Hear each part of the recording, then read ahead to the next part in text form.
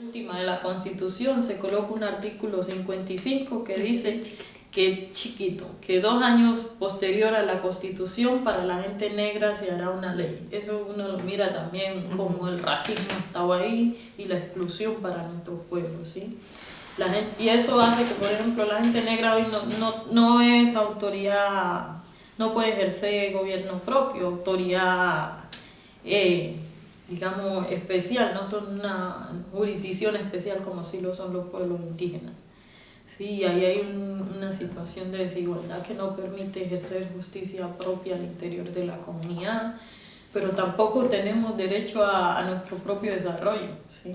O sea, la gente negra hace sus planes de buen vivir y tiene que buscar ONG para que le financie algo de eso, pero nunca puede el mismo Estado, a pesar que pagamos impuestos, no recibimos inversión directa de parte del Estado frente a los impuestos que pagamos. Entonces eso también evidencia cómo vivimos en las condiciones tan precarias en muchos de los territorios rurales y urbanos, en las urbes también, digamos. Sí, eso muestra la exclusión y cómo el racismo todavía persiste.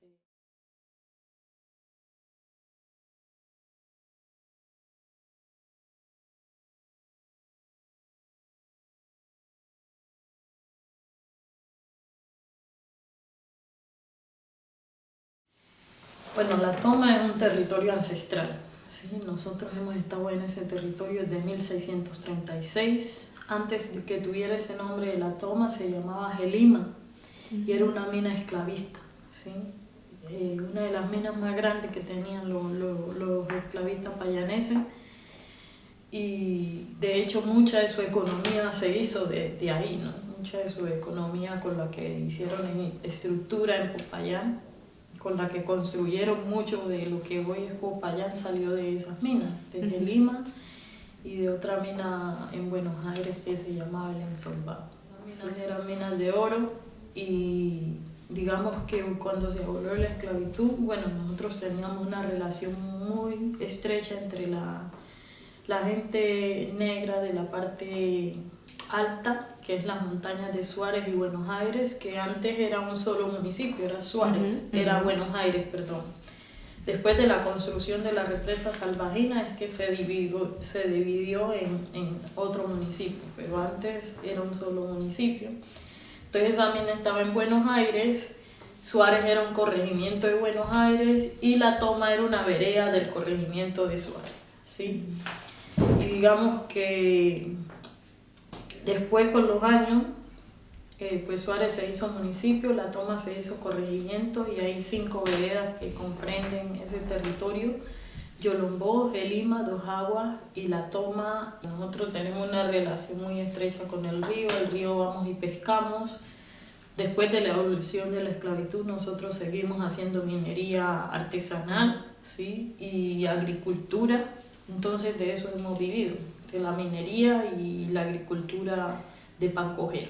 La minería no la hemos hecho intensiva y todo el tiempo, solo en tiempo de verano hacíamos minería en la orilla del río, cuando salía a la playa, y en tiempo de invierno entonces no trabajamos en la mina, íbamos 3 días a la finca y 3 días a la mina y así. Digamos que eso ha sido la forma de vida de la comunidad, de eso nos hemos sostenido. Entonces las mujeres eran las que mayoritariamente hacían minería. Yo aprendí a hacer minería desde los 5 años, yo parí a los 15 años y yo crié mis 2 hijos de la minería, ¿sí? Haciendo minería a la orilla del río, pero hoy ya no tenemos una fuente de ingresos porque las máquinas llegaron, se llevaron todo y hoy las mujeres se han ido a trabajar a Cali, en casas de familia, dejando sus hijos abandonados porque ya no tienen una estabilidad económica, ¿sí?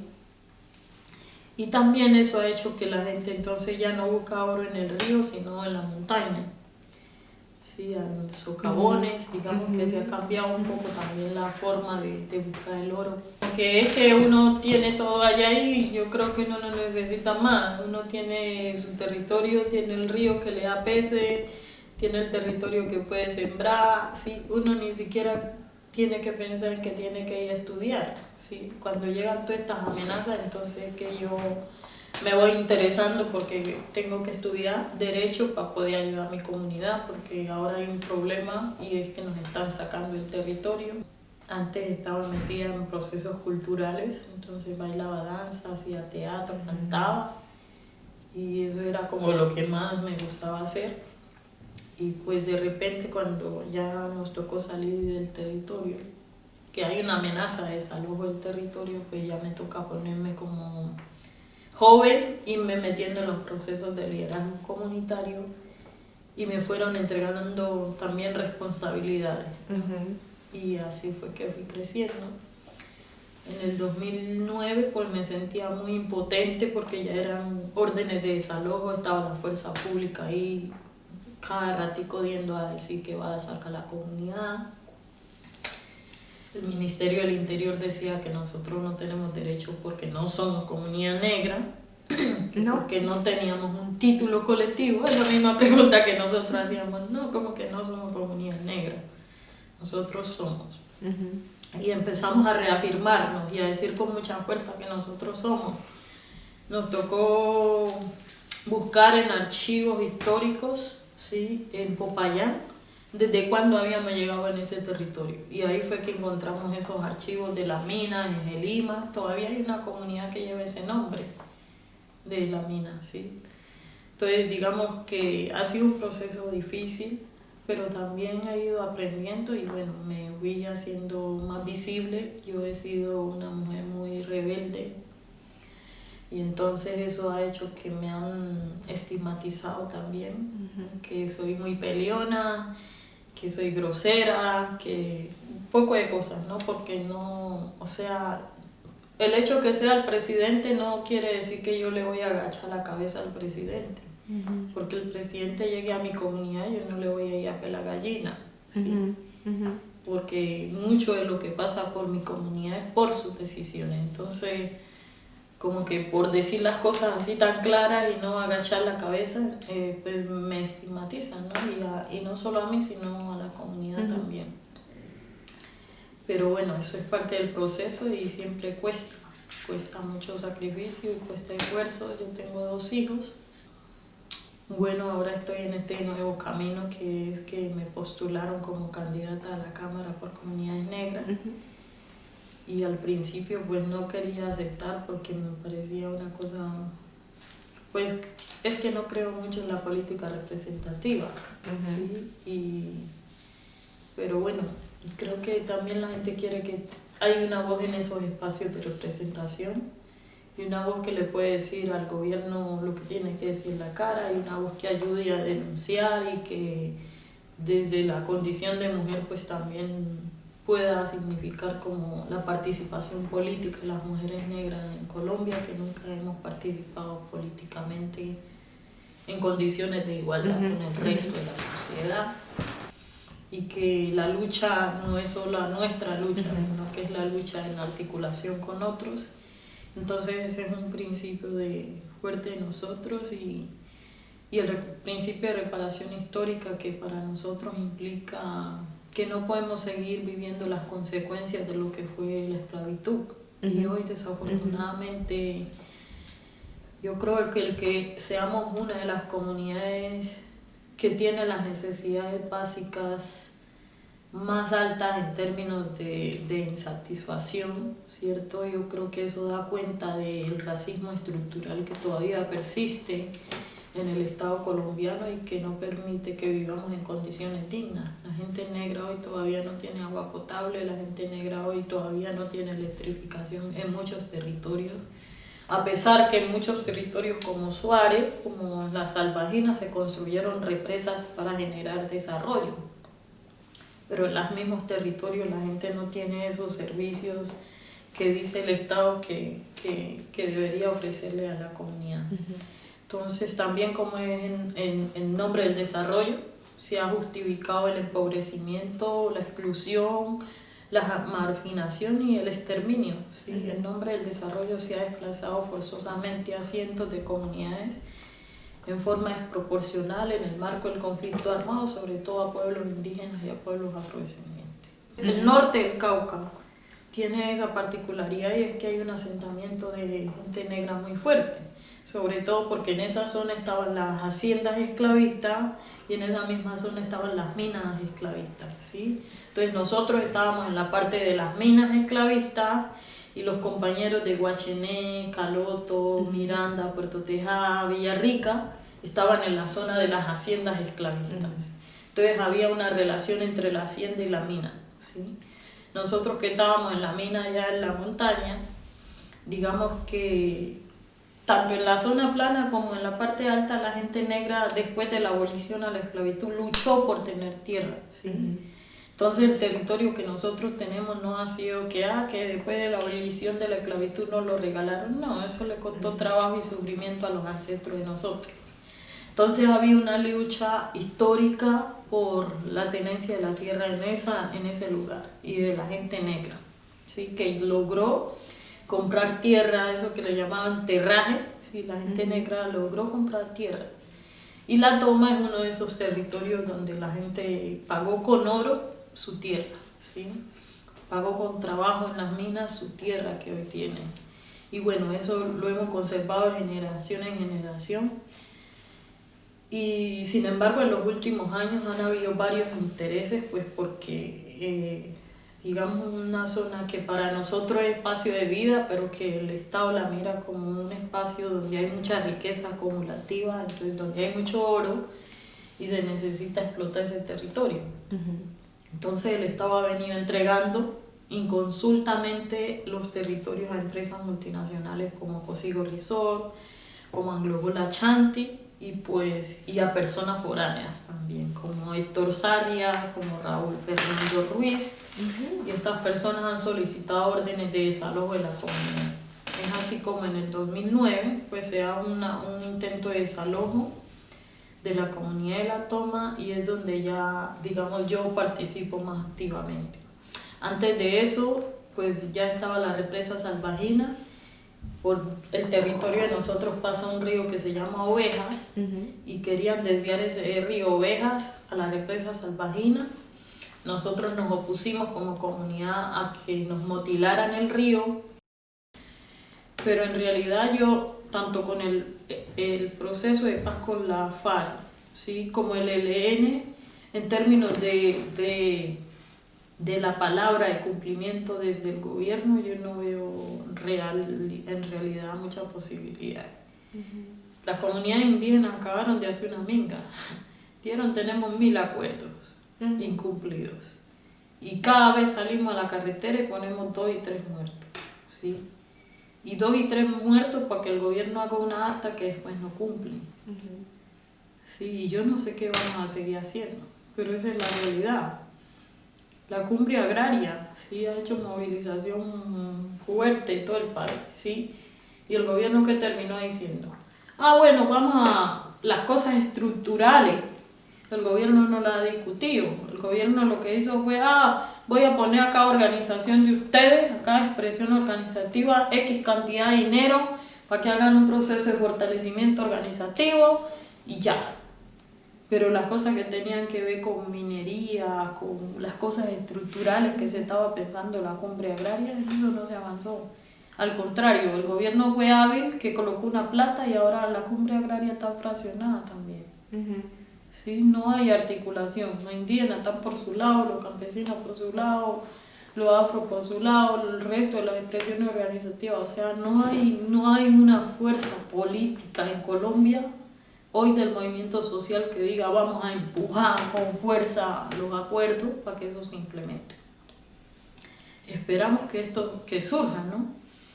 Y ese es el sueño que de nosotros tiene que surgir desde los distintos sectores sociales, una fuerza que haga, ¿sí? Que haga que el gobierno efectivamente implemente tanto los acuerdos con la FARC como los acuerdos con el ELN. Pero ahora mismo el gobierno lo que anda es, bueno, estamos en paz, vamos a Arabia Saudí a decir que necesitamos plata para hacer la minería, y lo vimos. O sea, se fue allá a promocionar territorios para la minería. Y entonces este país viene y dice, tengo yo no sé cuántos miles de millones de pesos, que lo vamos a poner para hacer la minería.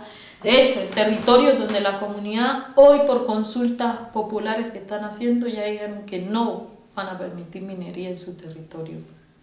y se va por encima de ese mandato que es el mandato del pueblo legítimo a negociar por allá para decir que sí se hace minería ahí. Entonces digamos que es una incertidumbre muy grande, y con todos los líderes que se están asesinando y eso, yo creo que pues el proceso de paz nos tiene un desafío muy grande, sin decir que no es importante el cese al conflicto armado, pero hacer la paz como tal va a ser mucho más complejo y nos va a costar mucho más, ¿no? El gobierno ha sido muy hábil en vender a nivel internacional de que ya estamos en paz en Colombia, ¿sí?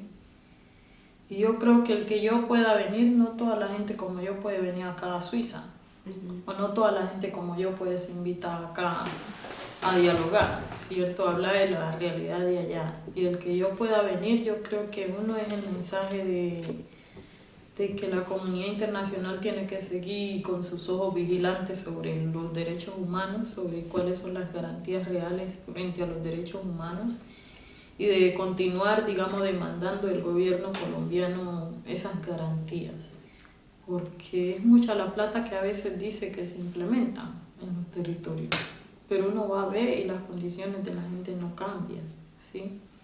Entonces, ¿cómo hacer procesos transparentes que implican que estos gobiernos realmente inviertan recursos que realmente van a generar un impacto positivo en la comunidad? Y no recursos para justificar que las ONG vivan de los derechos de la gente, vivan en nombre del discurso de los derechos y la paz. Sí, porque así como unos se lucraron con la guerra, otros se están lucrando ahora con el proceso de paz, ¿sí? O sea, nosotros ya sabemos de organizaciones que crearon los mismos funcionarios públicos para ejecutar plata del posconflicto, pero que vuelve a su propio bolsillo. Yo creo que es muy importante que la comunidad internacional, y bueno, Suiza, que está poniendo plata, pues sepa en realidad que su plata que está poniendo está llegando. Yo le pongo un ejemplo. La única vez que he trabajado en un proyecto productivo de estos de cooperación fue con la USAID. Era un proyecto, yo soy técnico agropecuario, y era un proyecto de fortalecimiento de finca tradicional. Y yo, muy nueva en eso, no entendía muy bien, y yo creyendo que es cierto, ¿no? Entonces me meto en ese proyecto como técnica, y con el tiempo me doy cuenta que a mí me pagaban 800.000 pesos, cada mes, ¿sí? Y el proyecto en un año, lo que le implementaban a la comunidad eran 300.000 pesos a cada familia, ¿sí? Y después yo pregunté, y esto, o sea, yo individualmente estoy ganando 800.000 pesos cada mes, que es lo que le implementan a 2 familias en un mes, casi a 3 familias, en todo el proyecto, todo el año del proyecto. Eso no es real, ¿sí? Eso no es real. Y lo que se está haciendo es justificar el nombre de una comunidad que se está implementando, pero lo que hay es una forma vivendi ahí. Hay una gente que está viviendo de eso, pero el coordinador del proyecto ganaba 25 millones de pesos mensual. El coordinador del proyecto de la USAID ganaba 25 millones de pesos mensual. Sí. Y a la comunidad le estaban implementando. Y cuando fui a preguntar cuánto es el porcentaje directo que le llega a la comunidad, que el 70% de esos recursos, que era un proyecto de la USAID para comunidades afroindígenas, el 70% de esos recursos se va en la parte operativa. ¿Cuánto es lo que le llega realmente a la comunidad? 30%. Eso es asistencialismo. Vaya, mire si eso cambió la vida de la gente. Pero sí la foto, pero sí la firma y no sé qué. Yo creo que las ONGs que hacen eso están contribuyendo a que la gente siga en las condiciones miserables en las que vive. Está contribuyendo a que la gente, ¿sí?, a que la comunidad hoy esté en ese asistencialismo. Está contribuyendo a que la gente pierda su visión de hacer procesos de autonomía propia, de hacer procesos de lucha reales de la comunidad que le permita vivir en condiciones dignas. Están las ONG que hacen eso están haciéndole un favor al gobierno. ¿Sí? Y el favor al gobierno es que están contribuyendo a despojar a la gente de su propio territorio. Que yo estoy participando ahora políticamente porque decidí aceptar la postulación a la Cámara, y a mí me interesa que ahora que hay este proceso de paz haya vigilancia del proceso electoral, ¿sí? Porque parte de las violencias también es la corrupción institucional, ¿sí? Que hay. Parte de mucha de la violencia, y eso se concreta el día de las elecciones. El día de las elecciones se concreta cómo va a ser la corrupción, cómo va a jugar la corrupción en el país, en términos de lo ejecutivo, ¿sí? Y yo que ahora me meto ahí, yo no hago parte de ninguna plataforma política, de ninguna, ni tampoco estoy dispuesta a venderle como mi alma al diablo para poder llegar a un espacio de eso, ¿sí? Estoy dispuesta a usar ese espacio para poner la voz de lo que pasa en el país. Pero necesitamos garantías mínimas para eso, ¿sí? Yo estoy por una curul de comunidades negras que en los últimos años fue usurpada, ¿sí? Fue secuestrada, digamos, por así decirlo, por distintos sectores que no son la comunidad negra y que no obedecen a garantizar los derechos de la gente negra. Y ahora queremos recuperar ese espacio, ¿sí? De esos sectores que vieron en esa una posibilidad para seguir generando una empresa electoral, pero no para garantizar los derechos de la comunidad. Y entonces he estado aquí porque el que yo me meta ahí pues genera riesgos muchos más riesgos, y eso implica que tengo que buscar apoyo político internacional también en términos de vigilancia.